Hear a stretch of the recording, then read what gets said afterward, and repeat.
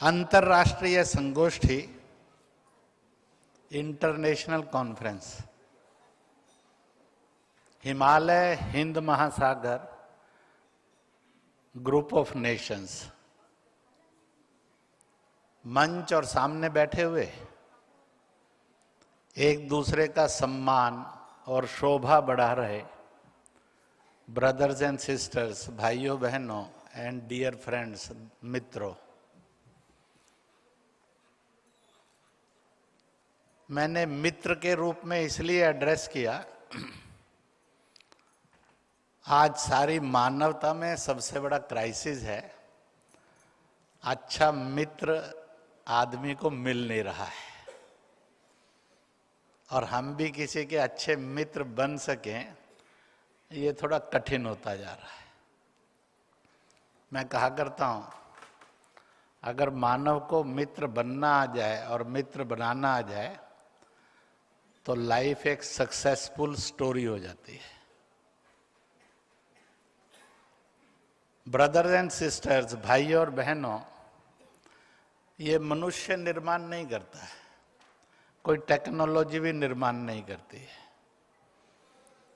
यह ईश्वरीय है, रक्त का रिश्ता है जो भगवान तय करता है। कहते हैं जिस परिवार में, जिस समाज में, जिस राष्ट्र में भाई बहन का रिश्ता निभाना आ जाए वो देश और समाज सदा महान होते हैं। इसलिए मैंने अपने एड्रेस के अंदर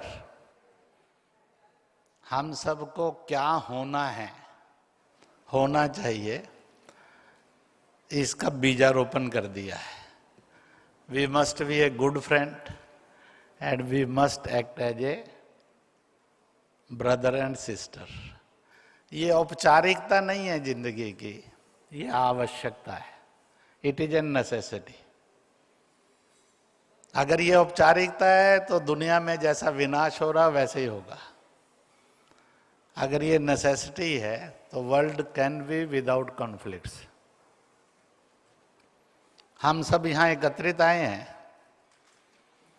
कुछ बातें मैं आगे बढ़कर कहता चला जाऊंगा।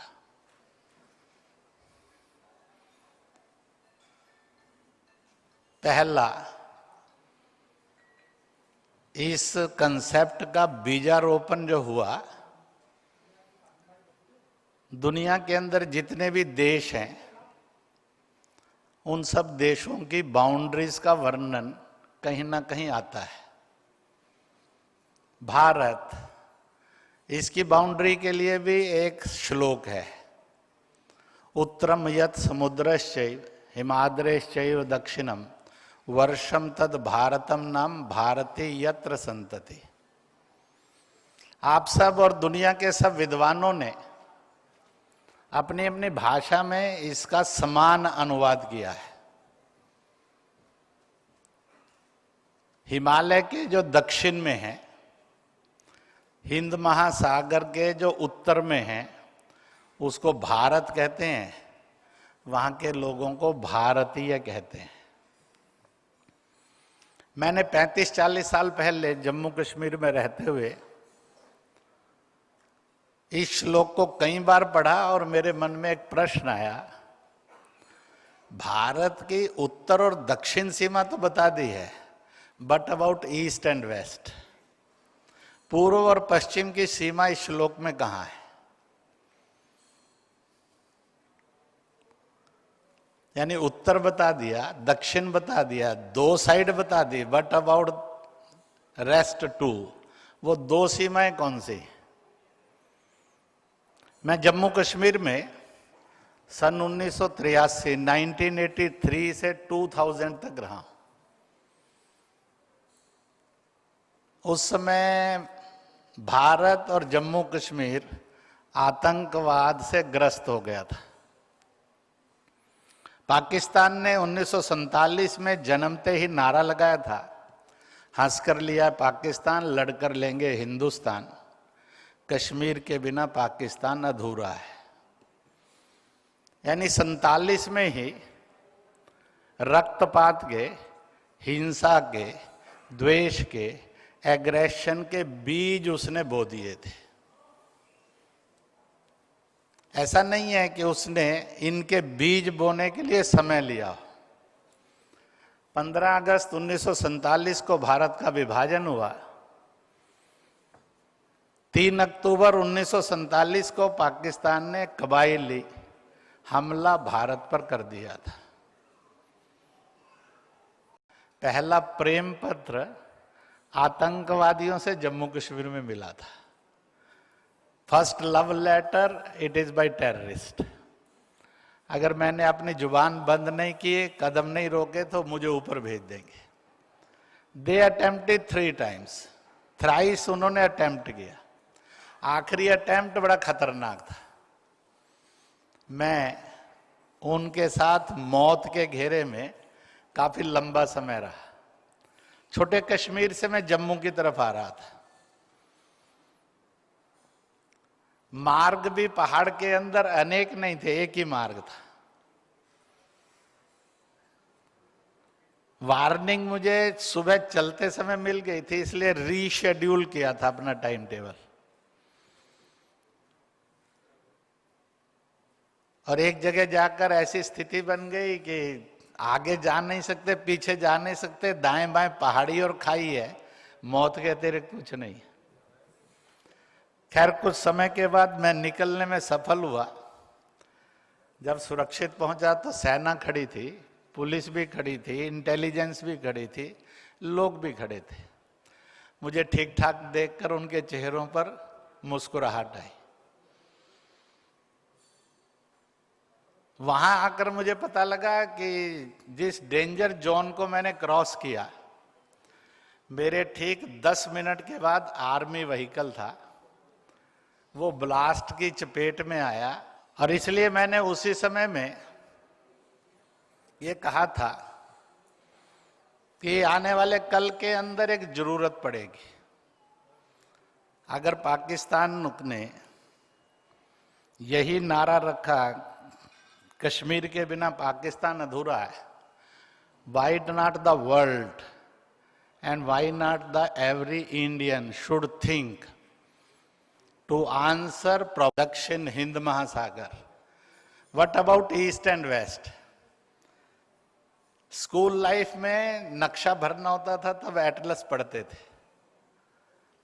बहुत समय से इंजीनियरिंग में कोई जरूरत नहीं पड़ी नक्शे पढ़ने की। सिविल इंजीनियरिंग होती तो बिल्डिंग विल्डिंग के नक्शे बनाने की आदत बन जाती। मैकेनिकल थी, इसलिए मशीन के और टेक्नोलॉजी के नक्शे डिजाइन बनाने पड़ते थे। दुनिया का सबसे बड़ा ग्लेशियर है, दुनिया का सबसे बड़ा वाटर रिजर्वायर है, दुनिया का सबसे बड़ा औषधि का रिजर्वायर है, दुनिया का न्यूक्लियर रॉ मटेरियल का सबसे बड़ा रिजर्वायर है, भंडारण है। तो दुनिया के अंदर कोई भी रूस, चीन, जर्मनी, जापान या अरब, तुर्किस्तान, जापान, इनके पर्वतों में नहीं जाता है, सब हिमालय में ही आते हैं। इसलिए हिमालय वे टू हेवन है, way to know the god है, उसके साक्षात्कार स्थान है।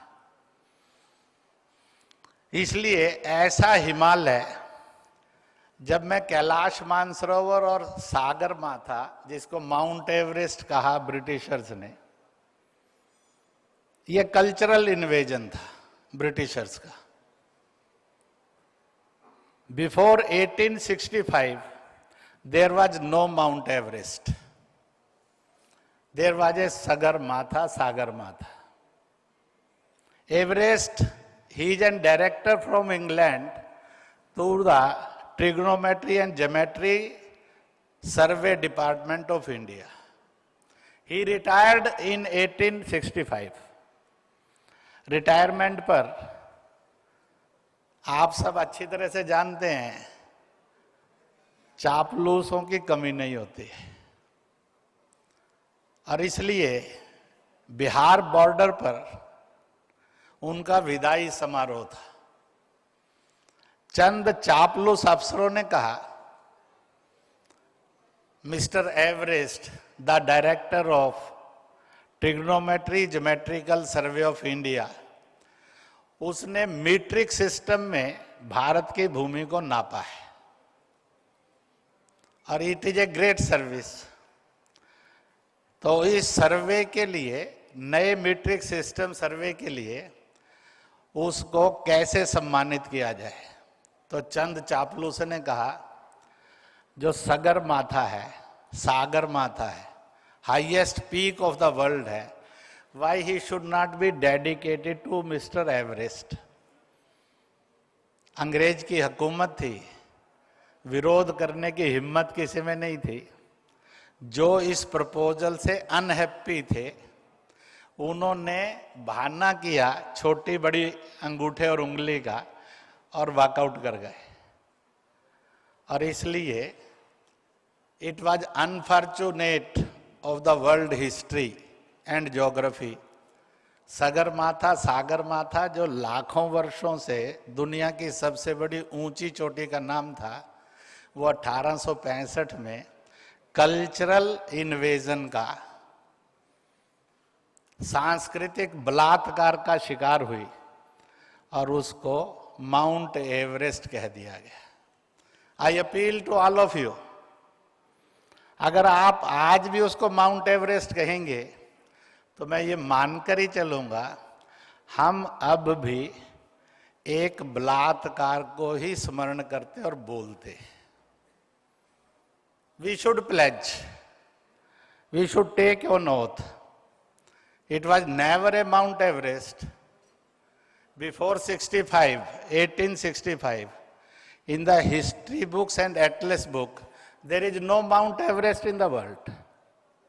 It was Sagarmatha, Sagarmatha in the world history and atlas, geography. Agra के अंदर, यहाँ से हम अपने इस सेमिनार की शुभ यात्रा करते हैं कि आज के बाद ना लिखेंगे ना बोलेंगे, लिखेंगे और बोलेंगे सगर सागर माथा, नेवर ए माउंट एवरेस्ट। हम ये कमिटमेंट करते हैं कि इसके बाद इसको सगर और सागर माथा कहेंगे तो दोनों हाथ ऊपर खड़ा कर दीजिए। मैं कहूंगा देवत आत्मा हिमालय की, आप बोलेंगे जय। देवत आत्मा हिमालय की। सत्य का अनुसंधान करना ये ज्ञान और विज्ञान की परंपरा है।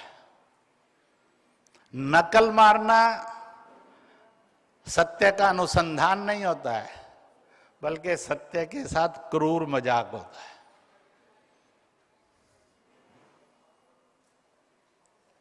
और इसलिए जब मैं पूर्व की तरफ गया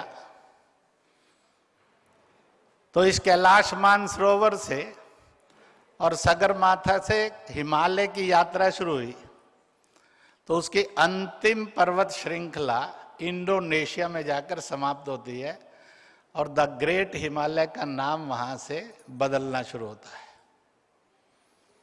जब मैं पश्चिम की तरफ गया, जहां ईरान इराक का country and land and sea which lies in this ring, तो इसलिए उत्तरम यत् समुद्रश्चैव हिमाद्रेश्चैव दक्षिणम वर्षम तद भारतम नाम भारती यत्र संतति। भारत की पूर्व और पश्चिम की सीमा ये छोर बनते हैं। मैंने लगभग 5 साल जो ज्योग्राफी के एटलस के जानकार लोग थे, भूगोल के, उन सब से इसके बारे में खूब चर्चा की। तब मेरे मन में आया था, जिसको महान भारत कहा गया, भारत कहा गया, महाभारत के युद्ध के बाद, राजसूय यज्ञ होने के बाद युधिष्ठिर जिसके अधिपति बने, जो लगभग 1400 गणराज्यों का था, उस भूखंड को महाभारत कहा गया और उस युद्ध में ये सब गणराज्य सम्मिलित हुए, इसलिए महाभारत का युद्ध माना गया। तो इट वाज दैट ज्योग्राफी। तब मैंने कुछ बातों को लिखना और बोलना शुरू किया था। कभी ना कभी एक समय आ जाएगा जब विश्व को कॉमन डीएनए, कॉमन जीन के इस सर्कल को और इस ज्योग्राफी को जानना भी होगा और मानना भी होगा। मैं जब थाईलैंड और इंडोनेशिया गया 3 साल पहले, थाईलैंड के जो बौद्ध प्रीचर थे, मैं उनको मिलने के लिए गया। He was of 92 years. एक लंबी वार्ता दुभाषीय की मदद से होने के बाद मैंने कहा, आप इतने बुजुर्ग हैं, आप बताइए आपकी इच्छा क्या है। तो उन्होंने बड़ी विचित्र सी इच्छा मेरे सामने प्रकट की, जो मैं कमिट करके आया अगले 1-2 दिन साल में वो पूरी हो, क्योंकि अभी वो हैं। उन्होंने कहा था विद इन 5 ईयर्स हो जाए ये इच्छा पूरी। उन्होंने कहा कि मेरी इच्छा है, जब विश्व का धर्म और अधर्म का राम रावण युद्ध हुआ था, उसके लिए जो ब्रिज बना था, हम जिस थाईलैंड में रहते हैं, यहाँ की लकड़ी, रेत और पत्थर उस ब्रिज में लगा था। मेरी इच्छा है हमारे बुजुर्गों के उस महान कृति के और उस महान धर्म विजय के युद्ध स्थल के दर्शन करने का मौका मिल जाए। It is the left desire. तो जब उन्होंने ये कहा तो मैं एकदम चौंका।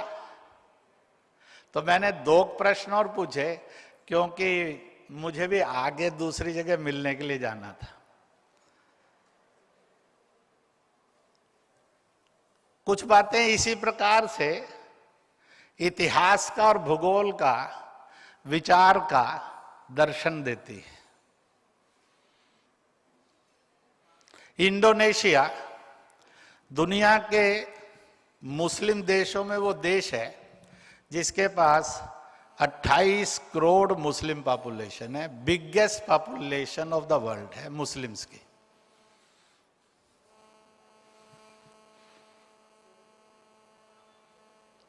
परंतु जहां की एयरवेज का नाम आज भी गरुड़ एयरवेज है। जकार्ता के एयरपोर्ट पर उतरी है और 1.5 फरलांग चलने का जो पहला चौक आता है, वहां 28 फुट ऊंची बजरंगबली की मूर्ति है, जो इंडोनेशिया के कुल देव माने जाते हैं। उसकी करेंसी पर जो 1 लाख से 20,000 से लेकर 1 लाख रुपए का करेंसी नोट है, उस पर गणपति का चित्र है, रिद्धि सिद्धि के देवता। वहां के जब इमाम को मैं मिलने के लिए गया तो सबसे बड़ी मस्जिद में ले गए मुझे। उन्हें कहा कि ये जो कार्विंग है इसको आप देखिए।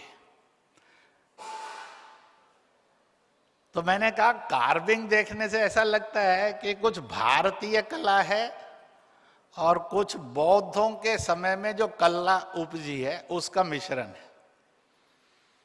तो फिर नजदीक आए तो वह 7 फुट चौड़ा, 9 फुट ऊंचा गेट था। उसके बीच में एक घंटा लगा हुआ था। उस घंटे का जब नाद होता था तो नमाज शुरू होती थी उस मस्जिद में।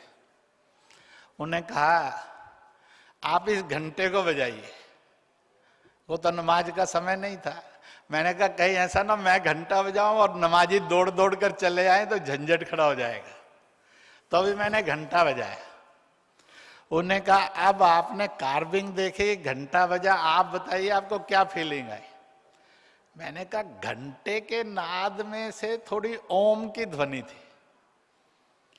उन्हें कहा, ये जो कार्विंग है चारों तरफ मेटल पर, आप इस कार्विंग को अब देखिए। तब मैंने देखना शुरू किया, वो लगातार ओम श्रृंखला थी 100% कार्विंग पर।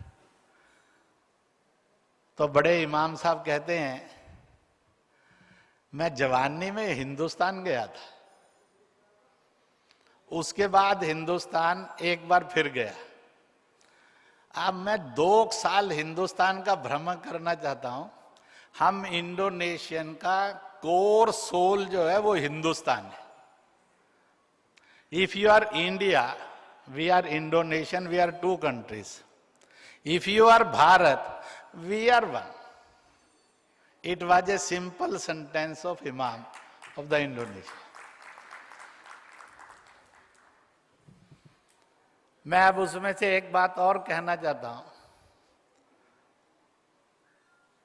आप में से कोई उज्जैन गए होंगे, तो उज्जैन में इस्लामिक संप्रदाय, उसका जो वोरा समाज है, उसका एक बड़ा तीर्थ है। वोरा मुसलमान वो मुसलमान है जिन्होंने रसूल, कुरान शरीफ, बीच में मस्जिद और मुसलमान, इस रिलेशन को बदला। और इसलिए अंतिम रसूल मोहम्मद साहब, अंतिम किताब और पहली किताब कुरान पाक, इबादत गाह मस्जिद, और उसके बाद मुसलमान, बीच में और कोई नहीं। वोरा कम्युनिटी इस्लाम में वो है जिसमें गुरु परंपरा है। इस समय उनकी 53वीं गुरु गद्दी है, सैदना के रूप में वो गद्दी मानी जाती है। वहां ऑल द 52 ग्रेट गुरु जो हुए वोरा कम्युनिटी के, उनकी समाधियां हैं। मैं उन सब समाधियों के दर्शन करने के लिए गया था। वहां करबला के मैदान का 8 इंच बाई 10 इंच का एक बहुत चमकदार पत्थर लगा है। वो मुझे वो पत्थर दिखाने के लिए ले गए सब लोग। मैंने जैसे ही पत्थर को देखा, मैंने उनको बुलाया, मैंने कहा यहाँ आओ। आप लोग क्या करते हैं रोज? नहीं कहते बस इसको सलाम करते हैं, आदर से चूमते हैं और चले जाते हैं। मैंने उनको कहा इस पत्थर के यहां आप नजर डालिए। जब उन्होंने नजर डाली तो मैंने कहा क्या पढ़ा और क्या देखा? उन्होंने कहा कमाल हो गया, हम 30 साल से इसको चूम रहे हैं, हमने कभी सोचा ही नहीं। बड़ा साफ, इतना सुंदर ओम अंकित था जो प्रकाशवान था। तब मैंने करबला के मैदान के अंदर जो यजीद ने इमाम हुसैन का कत्ल किया था, तो मैंने उनको कहा अब इस पत्थर को फिर देखिए, क्योंकि इमाम हुसैन का जैसे ही कत्ल हुआ तो विश्व के जो सर्वप्रथम हैं, जब कुछ नहीं था तब भी वो थे, जब सब कुछ है तब भी वो हैं, कुछ नहीं रहेगा तो भी वो हैं। आप उसको आदम हुआ कहते हैं, भारत ने उसको शिव पार्वती कहा है। वो आए थे और ये खुदा को इतने मानने वाली शख्सियत थी, इसलिए एक भी खून का कतरा जमीन पर नहीं गिरा था। मैंने कहा इस पत्थर में देखिए, यहाँ एक बालों के झुरमुट में मनुष्य है, और जैसे ही उसका कत्ल होता है तो पूरा एक लाल धारा निकलती है रक्त की, जो ऊपर आकाश में जाकर फैलती है। इस पत्थर में वो भी है, और ऊपर एक चेहरा है जो शिव समान है। तब मैंने उनसे इस सनातन की चर्चा की, वहां के 30-35 स्कॉलर्स। तब उन्होंने कई चीजों को स्वीकार किया, और इसलिए यह वो भूभाग है जो वर्तमान में विश्व की 770 करोड़ जनसंख्या में से 315 करोड़ जनसंख्या के 54 देश बनते हैं, जिनका समान डीएनए है। जैसे यूरोपियन यूनियन है, अंग्रेजी में कहना तो इंडियन यूनियन, मल्टी रिलीजियस है, मल्टी लिंग्विस्टिक है।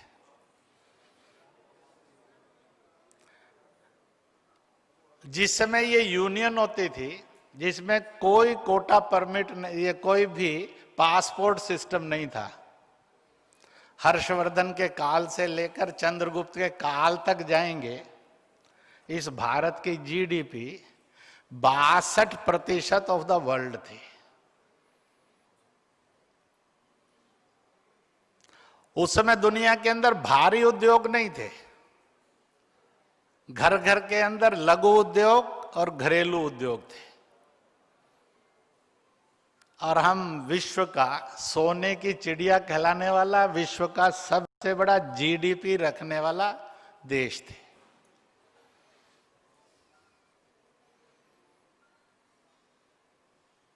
कुछ पुराने से सीखना चाहिए, कुछ नए संकल्पों के साथ जीना चाहिए। इसलिए मैं लगातार कह रहा था, एक नए समीकरण का उदय चाहिए। फैंस के लोगों के सामने मैंने कुछ वर्ष पूर्व ये फिर से विषय रखा, अब फिर रखा। कुछ कार्यकर्ताओं ने मिलकर गहरा अध्ययन किया और उस अध्ययन में से इस कॉन्फ्रेंस का जन्म हुआ है। हिमालय हिंद महासागर राष्ट्र समूह, ग्रुप ऑफ नेशंस। मैंने जानबूझकर पश्चिम छोर और पूरब छोर की घटना सुनाई है आपको, और भी सुना सकता हूं, परंतु बहुत जरूरत नहीं है। इतने से संकेत से निर्णय हो जाता क्या है।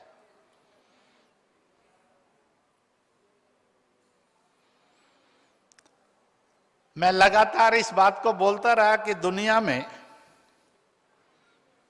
दो तरह के बॉर्डर की दुनिया है। एक विद आर्मी बॉर्डर है, एक विद पब्लिक पुलिस बॉर्डर है।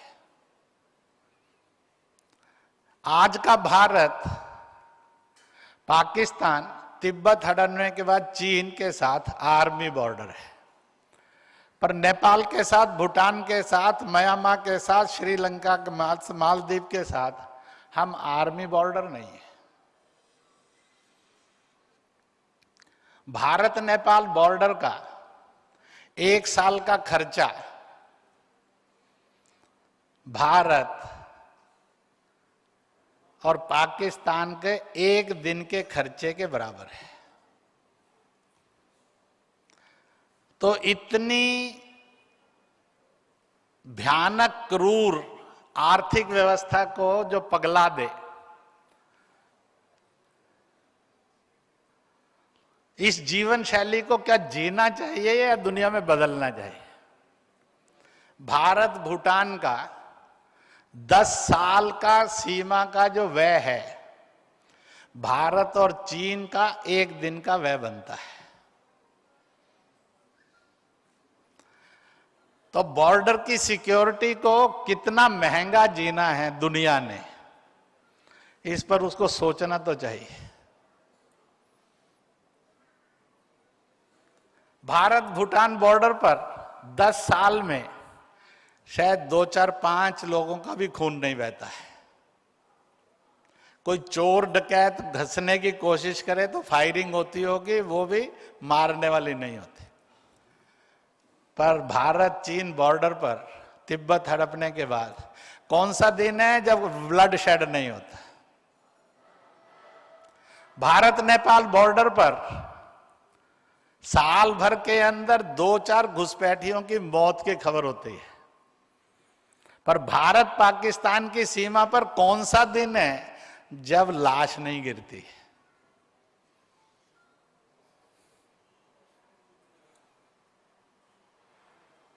और इसलिए मन में आया, अगर यूरोपियन यूनियन के देश विदाउट आर्मी बॉर्डर हो सकते हैं, तो द ग्रेट भारत, यह भी विदाउट आर्मी बॉर्डर एक नए कंसेप्ट को दुनिया में क्यों जन्म नहीं दे सकता है?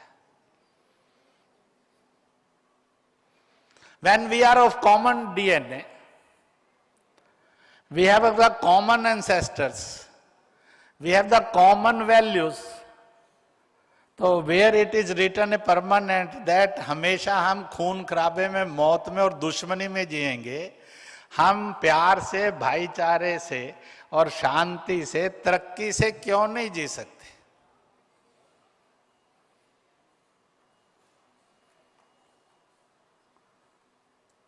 और इसमें से इस चीज का जन्म हुआ। मैं कल एक दिन पहले आगरा आया था, फिरोजाबाद में एक मुस्लिम सम्मेलन था, उसमें गया था। रात को 7:30 बजे से 10 बजे तक ईसाइयों के साथ वार्ता थी। पादरी थे, पास्टर्स थे, प्रिंसिपल्स थे, बड़े बड़े तरह के ईसाई लोग थे। तो उनमें मैंने कहा, कुछ दिन पहले एक इंटरनेशनल कॉन्फ्रेंस में कहा था,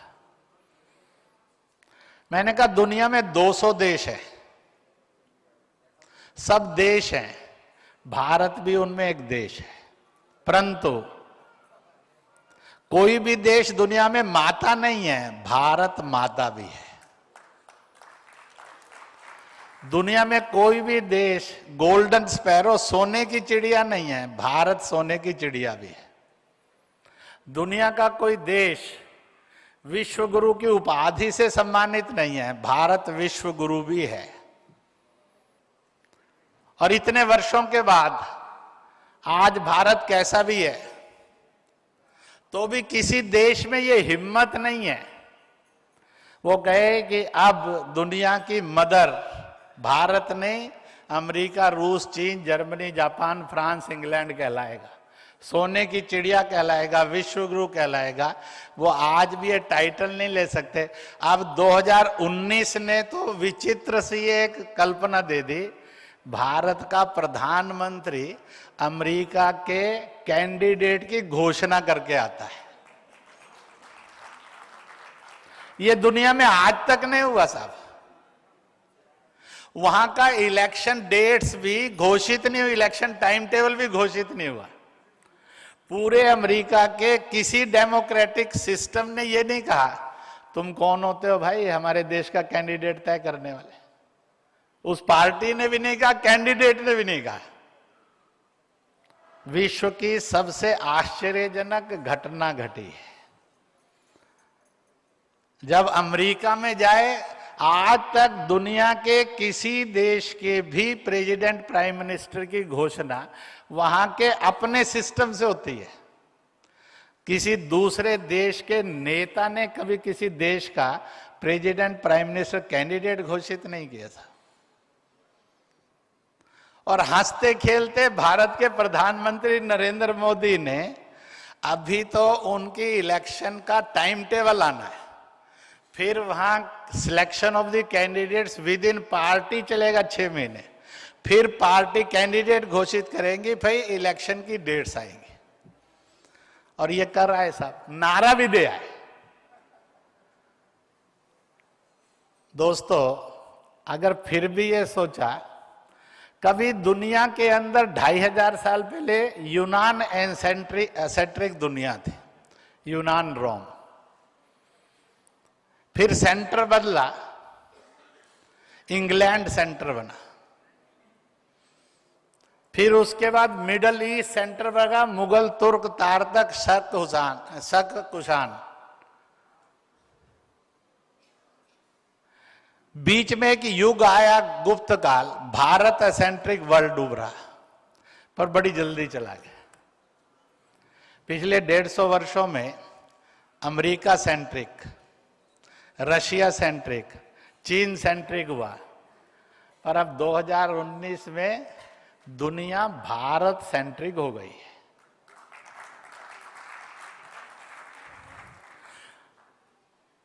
चाहे थोड़ा सा भटक कर मान लो और लिख लो, चाहे अभी मान लो और लिख लो, अब पूरी दुनिया भारत सेंट्रिक है और भारत सेंट्रिक वर्षों चलेगी। कोई इस सत्य को बदल नहीं सकता। इसलिए जितनी पुरानी किताबें हैं वर्ल्ड पॉलिटिक्स की, वर्ल्ड इकोनॉमिक्स की, American centric, Russian centric, England centric, China centric, उन्होंने इस थीसिस को बदल देना है। अब वो किताबें डस्टबिन की शोभा बढ़ाने वाली हो गई हैं। जमाना कभी ऐसा था, इसको बताने वाली रह गई।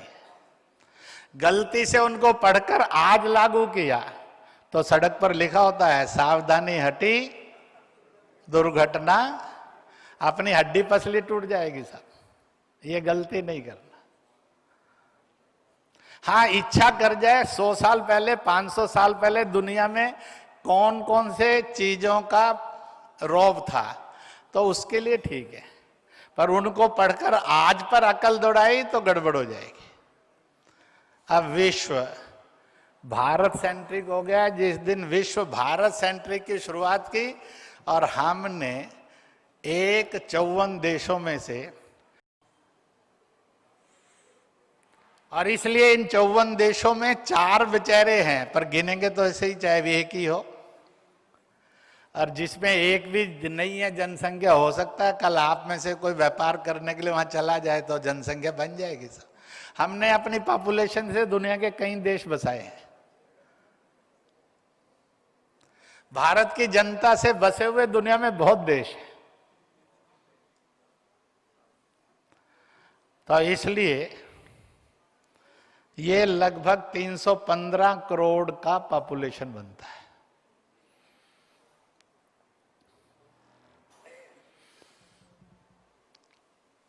इसलिए विदाउट कॉन्फ्लिक्ट चाहिए, full of love, peace, education, employment and development चाहिए, फुल ऑफ ब्रदरहुडनेस चाहिए।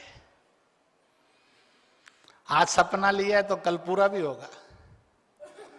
मैंने 1986 में जब पहली बार मुस्लिम्स को एड्रेस किया था जिंदगी में, तो मैंने अपनी एक जो मेरे मन की सोच थी उसी से शुरू किया था। प्रेशर बहुत था सेना का, एडमिनिस्ट्रेशन का, पुलिस का, ये डायलॉग ना किया जाए, पता नहीं खून खराबा ना हो जाए। मुस्लिम मेजॉरिटी एरिया में था और ईदगाह उसका परिसर और साथ में एक सर्किट हाउस था उसका बंगला, इन दोनों को मिलाकर लोग ठूस ठूस कर भरे थे। कर्फ्यू लग चुका था, शहर में कोई और गड़बड़ ना हो इसके लिए 800 से अधिक सुरक्षा बल तैनात था। मैंने कहा कि दो में से एक चीज होगी, या खून बहेगा या प्यार उभरेगा। तो मैंने उस मुस्लिम कॉन्फ्रेंस में शुरू यहां से किया था, दुनिया के सब फिलॉसफीज एंड रिलीजन सेज जो जन्मता है वो मरता है। तो पाकिस्तान की जन्म तिथि बताओ, सब मुसलमान एकदम चिल्लाए बड़ी खुशियों के साथ। थोड़ी देर बाद समझ में आया होगा गड़बड़ क्या होगा। कहने लगे 14 अगस्त 1947 अर्धरात्रि 12 बजे। मैंने कहा अपने प्यारे हिंद की, हिंदुस्तान की, भारत की, इंडिया की जन्म तिथि बताओ। सबसे आगे वहां के एक बड़े स्पिरिचुअल मौलाना बैठे थे, उस समय 80 साल के थे, 7 साल बाद उनका स्वर्गवास हो गया था। I am talking of 1986। तो मैंने कहा मौलाना आपसे श्रेष्ठ ज्ञानी कोई नहीं है, आप ही बताइए। वो बड़ी आन बान शान से खड़े हुए। ने कहा बेटा, जब कुछ नहीं था तब भी खुदा था, जब सब कुछ है तो भी खुदा है, जब कुछ नहीं रहेगा तो भी खुदा है। खुदा जो है जन्म से और मृत्यु से परे है। अपना प्यारा मुल्क खुदाई मुल्क है, इसलिए ये जन्म और मृत्यु से बड़ा परे है। मैंने कहा मौलाना आप यही कह रहे हैं ना, it has no date of birth. ने कहा हाँ बेटा यही कह रहा। तो मैंने कंक्लूड किया अपने भाषण के शुभारंभ को। उसके बाद 50 मिनट का भाषण और था। मैंने कहा देखो द ऑडियंस सेज, भारत की कोई जन्म तिथि नहीं है, इसलिए आज जन्मा है, ये अमर है। तकलीफें आएंगी पर मृत्यु नहीं आएगी। और पाकिस्तान जन्मा है, पर मृत्यु तो तभी पता लगती है जब हो जाए, उससे पहले मृत्यु दिन नहीं पता लगता है। अब तालियां भी बजी, कुछ के चेहरे की रौनक भी आई गई। तब मैंने कहा था, I hope so after 40 years इतनी तेज गति से भारत करवट लेगा और दुनिया। सन 47 से पहले दुनिया के मानचित्र पर पाकिस्तान नहीं था। 40 वर्ष के बाद दुनिया के मानचित्र पर से पाकिस्तान फिर, बाकी मुझे नहीं बोलना पड़ा, लोगों ने बोला। मैं इसलिए आयोजकों कह रहा था 54 देश हैं, शायद दूसरी तीसरी इंटरनेशनल जब कॉन्फ्रेंस करेंगे हिमालय हिंद महासागर की, तो पाकिस्तान के 4 टुकड़े हो जाएंगे, तो हमें 1 की बजाय 3 और जोड़ने पड़ेंगे, ये 54 की बजाय 57 हो जाएंगे। एक बाल्टिस्तान होगा, एक पश्तूनिस्तान बलूचिस्तान होगा, एक जियो सिंध होगा, एक पंजाबी स्थान होगा। पीओके भारत में मिल जाएगा। टुकड़े 5 होंगे, 4 इंडिपेंडेंट कंट्रीज होंगी, स्मॉलर स्मॉलर स्मॉलर स्मॉलर। मैंने बताया 0 पॉपुलेशन है तो भी दुनिया के देशों में गिना है। आप किताब पढ़ेंगे तो पूरी सूची देख लीजिए। भारत की जनसंख्या में ऐसों को चिराग विहीन गांव कहा जाता है।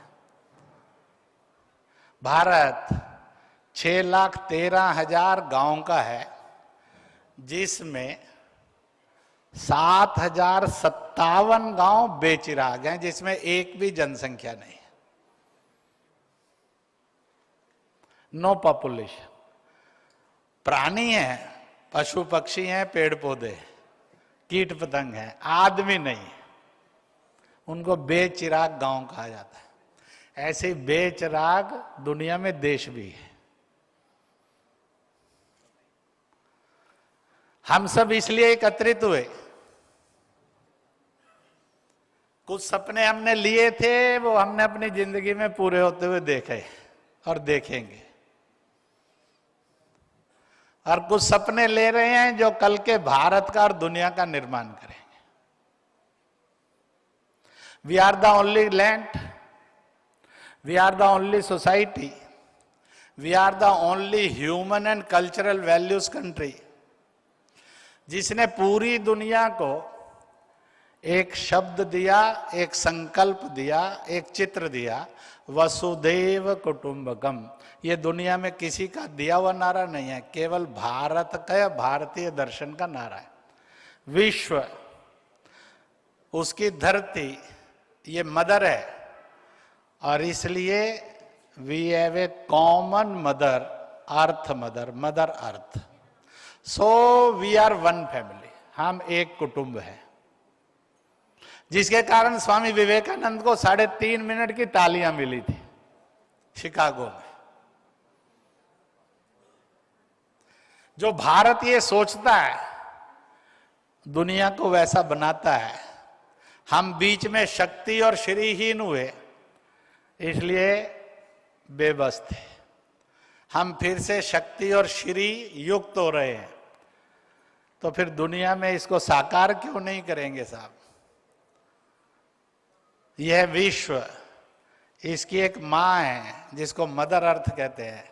हम सब उसके बेटे और बेटियां हैं, इसलिए हम सब भाई और बहन हैं।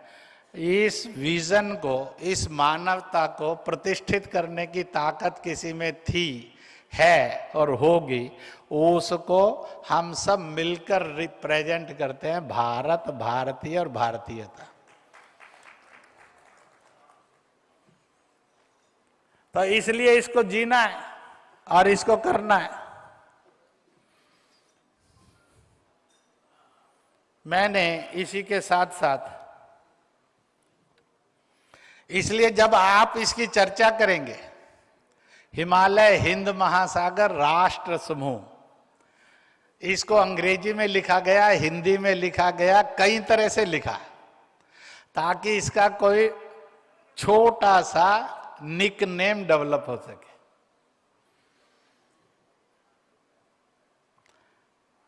जैसे forum for awareness on national security,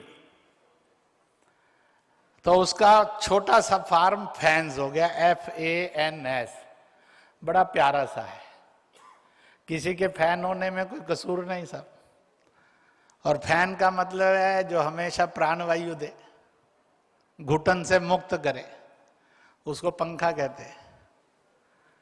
तो इसलिए 7-8 तरह के शब्द रचना हुई। अंत में इस शब्द रचना में हिमालय का H, हिंद महासागर का H, राष्ट्र का R, समूह का S। तो एक बड़ा सुंदर सा नामकरण होता है। इसलिए हम आंदोलन का बीजारोपण भी कर रहे हैं और उस बीज के फल का और पौधे का नामकरण भी कर रहे हैं। 6 दिन और 16 दिन इंतजार नहीं करेंगे। HHRS, इसको सामूहिक मिलाकर बोला तो एक नया सुंदर सा शब्द जन्म लेता है, हर्ष। हर्ष मीन्स हैप्पीनेस, हर्ष मीन प्रोस्पेरिटी, हर्ष मीन खुशियां खुशियां खुशियां। और इसलिए जिस मूवमेंट का फुल नेम है हिमालय हिंद महासागर राष्ट्र समूह, उसका एब्रीवेशन नाम है HHRS।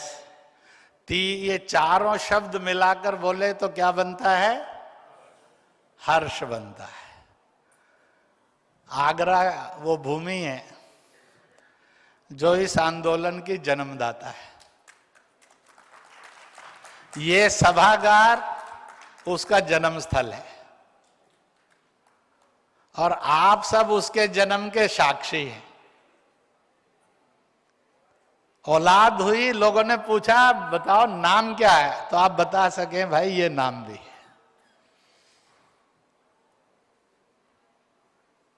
और कल जब हम विदा होंगे, धरती का बहुत पवित्र दिन होगा, प्रथम नवरात्र।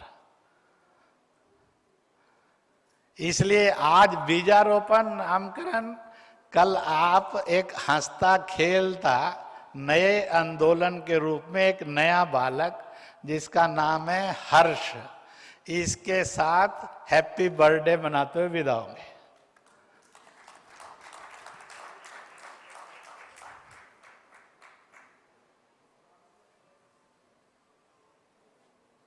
अब बेटी मानना तो भी मुस्कुराना साहब, अब बेटी बोझ मानोगे तो नर्क जाना पड़ता है। पत्नी को तलाक दोगे तो जेल जाना पड़ता है। चीनी माल को प्यार करोगे तो गुलामी आती है। ऐसे धंधों से बचना चाहिए।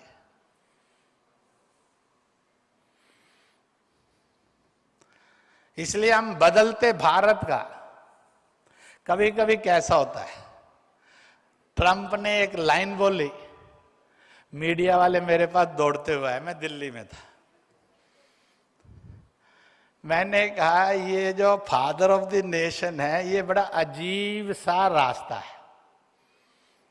बापू को फादर ऑफ नेशन कहा, किसने तय किया, कहां तय हुआ, कौन सा घटनाक्रम है, इसका आज तक कोई एविडेंस नहीं है। चल पड़ा, मान लिया गया, पर आज तक कोई प्रमाण नहीं है इसका। तो मैंने कहा ऐसा है, 72 साल पहले बिना किसी प्रमाण के और बिना किसी तथ्य के हमने मान लिया Bapu father of the old nation. अब एक प्रमाण मिला, उसको मानना कि नहीं मानना, ज्योतिष में कोई जगह है कि नहीं है, अध्यात्म में जगह है कि नहीं है। ट्रंप ने कह दिया भारत को एक नया फादर दे रहे हैं, और इसलिए उसने कहा Modi is an father of new Bharat.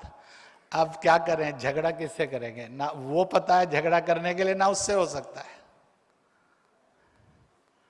इतिहास में कभी कभी ऐसे ही घटनाएं घटती हैं और वो समय के साथ स्थिर भी हो जाती हैं और इतिहास की मार्गदर्शक तत्व भी हो जाते हैं। 2 महीने पहले मैं काशी बनारस में था। इस पूरे उत्तर प्रदेश की 40 जातियों का सम्मेलन था, बड़ी जाति उपजाति है। सम्मेलन में रिलीजन सबका एक था, सब इस्लाम मतावलंबी थे। और मैं ही मुख्य वक्ता था, बाकी 2-3 लोग और भी थे। मैंने कहा पाकिस्तान, बांग्लादेश, हिंदुस्तान, इसमें इस्लाम मतावलंबी 44 करोड़ जनसंख्या है।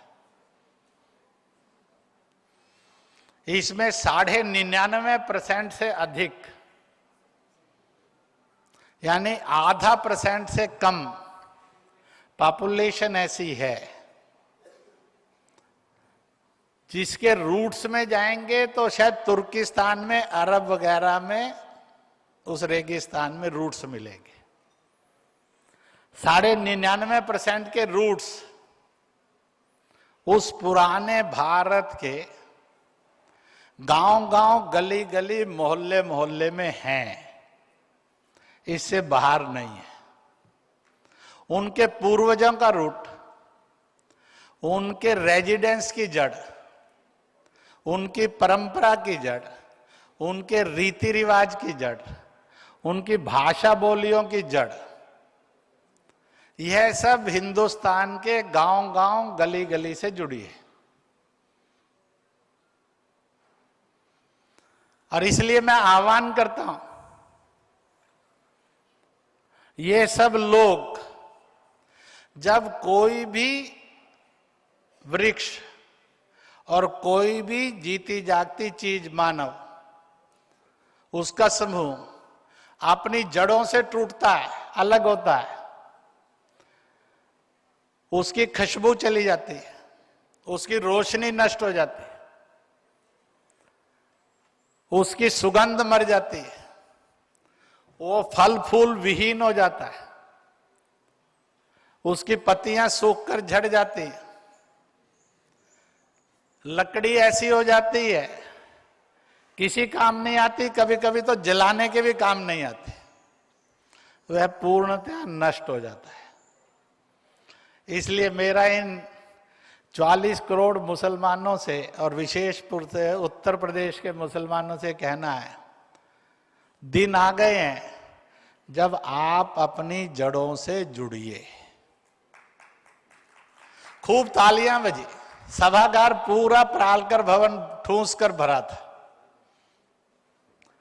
कार्यक्रम समाप्त होने के बाद हर एक जाति उपजाति के लोग आए, उन्होंने प्रमाण दिए 100 साल, 200 साल, 300 साल, 400 साल, 500 साल, 700 साल पहले किन अत्याचार, युद्ध और किन मुसीबतों में ये कन्वर्शन हुआ।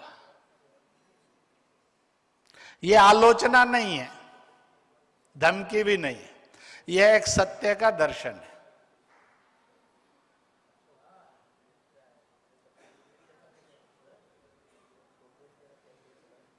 और इसलिए भारत को इस सत्य का साक्षात्कार करना और विश्व को इसका साक्षात कराना, यह समय प्रारंभ हो गया है।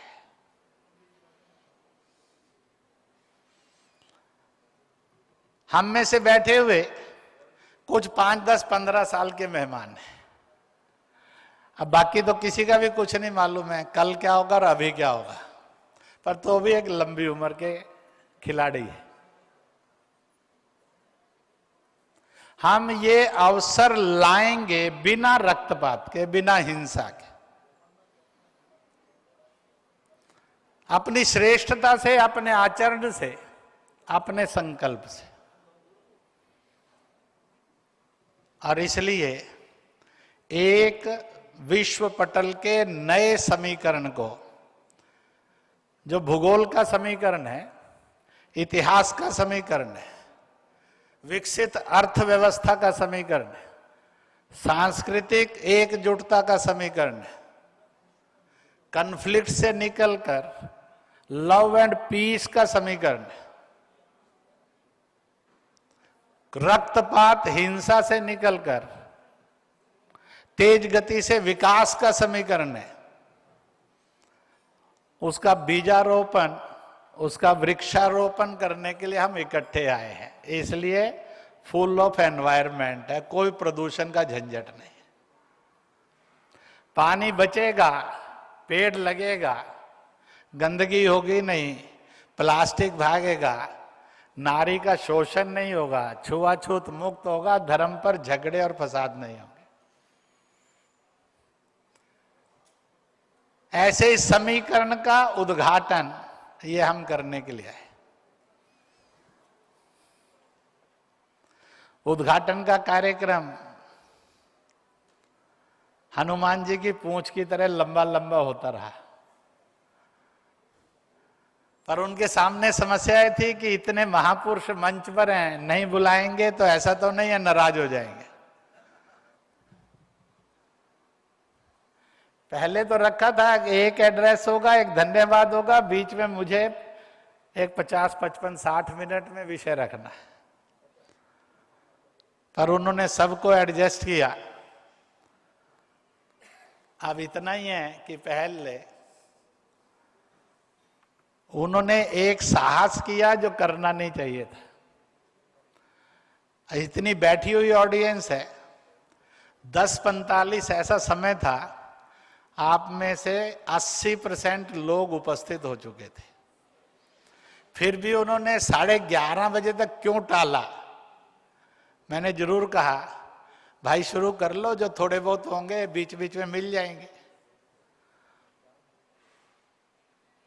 इसलिए we are going late by 1 hour, जिसकी बहुत जरूरत नहीं थी,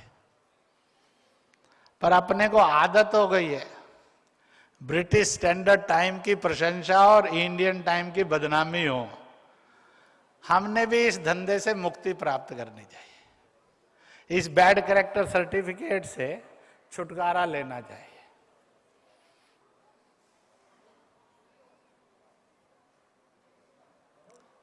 When we are intellectual, when we are भारतीय, हम ज्ञान विज्ञान की श्रेष्ठ परंपरा के वाहक हैं, तो फिर बैड ऑनम, बैड सिस्टम ये क्यों आने चाहिए? ये नहीं आने चाहिए।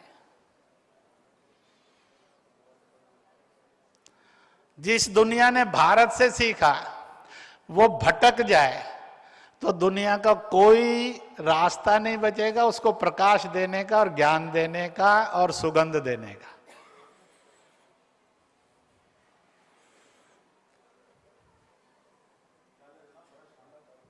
मैंने इस समय की जो आवश्यक बातें थी वो की। कल तक मैं आप सबके बीच में रहूंगा, मेरा काम सुनना है, बाद में शॉर्ट में कंक्लूड करना है कि हम क्या संकल्प लेकर इस 2 दिवसीय अंतर्राष्ट्रीय संगोष्ठी का संकल्प करके चलेंगे। हम संगोष्ठी इसलिए नहीं करने आए हैं कि कुछ लोगों के भाषण होंगे और सुनेंगे। भाषण देने वाले भाषण करने के लिए नहीं आए, सुनने वाले केवल सुनने के लिए नहीं आए। हम इसलिए आए हैं, हम यहां से एक संकल्प करने के लिए आए हैं और उस संकल्प के साथ विदा होने के लिए आए। नहीं तो गोष्ठियां तो दुनिया के अंदर हर चीज पर इतनी हो रही हैं, परिवर्तन नहीं आता है क्योंकि वो प्रैक्टिस नहीं है। बोलने वाले इस बात से बोलेंगे कि उनको इस चीज को जीना है, सुनने वाले इसलिए सुनेंगे कि हमने अपनी जिंदगी का ये कैरेक्टर बनाना है। इसलिए यह प्रैक्टिसिंग सेमिनार है, प्रैक्टिसिंग गोष्ठी है, प्रवचन की पेपर रीडिंग की गोष्ठी नहीं है।